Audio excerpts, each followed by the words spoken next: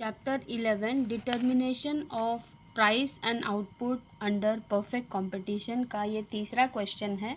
Discuss how short run equilibrium is attained by a perfectly competitive firm in a situation when a firm is incurring a loss. तो हम ये देख रहे हैं कि loss उस समय होता है when average revenue is less than average cost. ये एवरेज कॉस्ट देख रहे हैं, ये ऊपर है और एवरेज रेवेन्यू ये लाइन नीचे है. मतलब इतना लॉस हो रहा है अप टू द पॉइंट ई के. ये दोनों डिफरेंस है जो. Now see in the diagram, equilibrium point is E. At this point, again the conditions MC is equal to MR, that is the first condition at point E. This is the MR line and MC is cutting at point E. And the second condition is MC cuts MR from below. तो नीचे से cut कर रहा है MC MR को. So this is the second condition also satisfied here. Now here equilibrium point कितना है? OQ. OQ is the equilibrium output and average revenue is QE.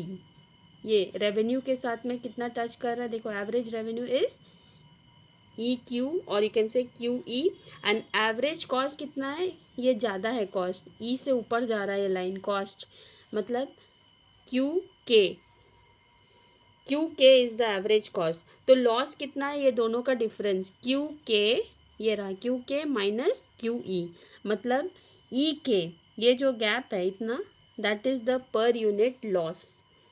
Loss per unit is QK minus QE. QK minus QE मतलब EK, ये line जो है that is the per unit loss. Then total loss will be EK into OQ. EK into OQ and OQ also means PE. So that means both these we are going to multiply.